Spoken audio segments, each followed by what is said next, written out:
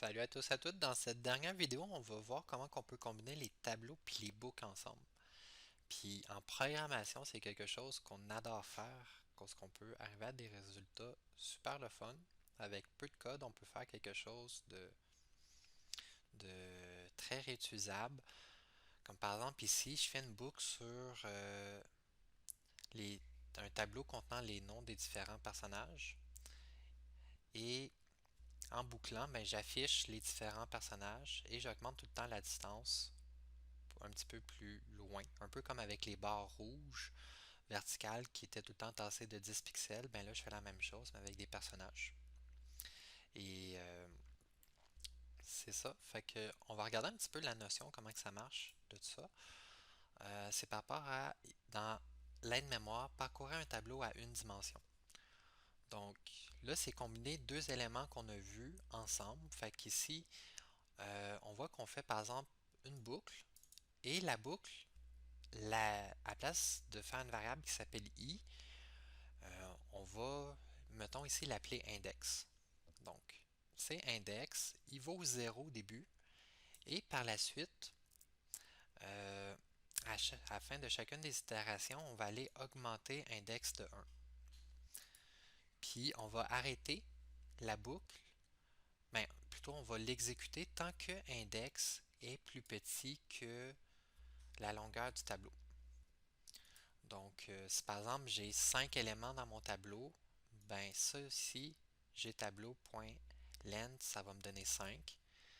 Ben si index c'est 4, ça va être correct. Fait qu'on va encore faire un autre tour, une autre itération de ce code-là ici. Mais si index vaut 5, ben là, on ne le ferait plus.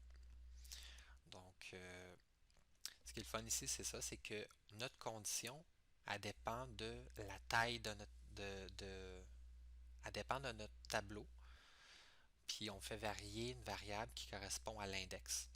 Parfois, on voudra afficher les éléments euh, dans l'ordre d'arrivée dans le tableau, c'est-à-dire du premier jusqu'au dernier, comme ici.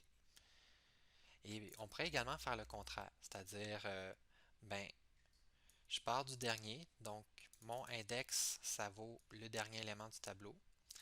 Et à chaque tour, je vais baisser l'index, mais je vais continuer de faire le code ici tant que le, ma valeur de mon index, c'est plus grand ou égal à 0. Donc, très souvent, c'est comme ça ici, comme l'exemple 1 qu'on veut faire. Mais il y a quelques cas, entre autres, lorsqu'on va voir dans le rencontre 17 pour supprimer des éléments, ben c'est plutôt l'approche numéro 2 qu'on va prendre. Donc, on va commencer avec ça ici, l'exemple 1. L'exemple 2, on va en reparler dans rencontre 17. Donc là, ce qu'on veut faire, c'est que ça donne ce résultat-là ici. Si on regarde le code, on voit qu'on a un tableau avec les personnages, avec les noms des différents personnages. Et là, ce qu'on veut faire, c'est to do 1, juste ajouter tous les personnages sur la scène. Donc, on doit faire une boucle. On va boucler sur chacun des éléments et par la suite, chacun de ces éléments-là, on va aller les afficher. Donc, sur la scène et on a déjà une fonction qui permet d'afficher le personnage sur la scène. C'est la même que celle dans le euh, voyons, celle avec où c'est qu'on choisit un personnage aléatoirement. Donc c'est pas une nouvelle fonction. Ici, je pourrais faire une boucle. Fait que for, j'écris la première section du for, fait que c'est initialiser, déclarer une variable puis donner une valeur initiale. Donc je pourrais me déclarer une variable que j'appelle index. Je mets à 0 parce que je veux au début aller chercher le premier élément. Puis après ça, je vais l'augmenter à index pour qu'il vaut 1, 2, 3, etc. Donc, il vaut 0. Puis je vais faire ma boucle tant que mon index y est plus petit que mon G tableau personnage, le length. Fait que point length, point virgule. Et là, je vais aller mettre la dernière partie du for. Donc, qu'est-ce que je fais à la fin de chacune des itérations? Ici, je vais aller augmenter mon index. Donc, je vais faire index plus plus. Je vais mettre mes crochets, puis là, je vais marquer le code que je veux faire à chaque itération. Fait que là, ici, je m'attends à avoir 1, 2, 3, 4, 5, 6, 7, 8 itérations de ce code-là. Fait que 8 exécutions de ce code-là. Ce que je veux faire, c'est que je vais aller changer le contenu de la variable non personnage. Fait que je vais dire que non personnage, ça va être l'élément correspondant à l'index dans mon tableau. Fait qu'au début, ça devrait valoir ça, puis après ça, ça devrait valoir ça, ça, ça. Donc, je vais dire mon nom de personnage, ça va être égal à mon G tableau, mais l'élément qui se trouve à l'index particulier, donc à l'index correspondant à l'index qui est représenté par la variable ici. Fait qu'au début, il vaut 0, puis après ça, 1, 2, 3, 4, 5. Par la suite, ben, je veux afficher ce personnage-là à l'écran. Donc là, je pourrais appeler la fonction ajouter personnage. Personnage. Lui a besoin de deux paramètres pour fonctionner. Donc, une valeur qui va servir pour pin non image, puis un autre qui va servir pour le p pos x.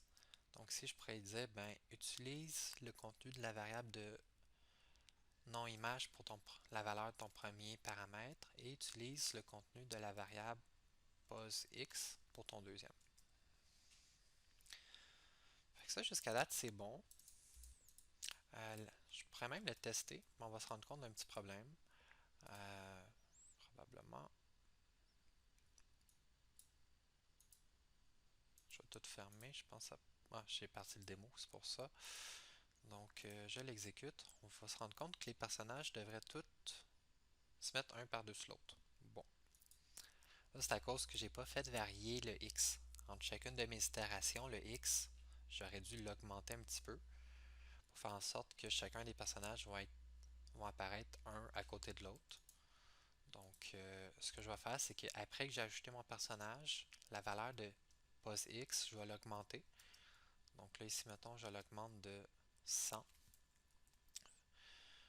Et je recommence, juste pour voir. Et ça fonctionne. Donc là, ce qui est vraiment le fun ici, puis là, c'est la grosse force, c'est que si je rajoute une nouvelle image, je peux la rajouter dans ce dossier-là ici. Et j'ai juste à rajouter le nom du personnage correspondant à l'image ici. Fait que j'ai une ligne de code à rajouter et mon nouveau personnage s'affiche à l'écran.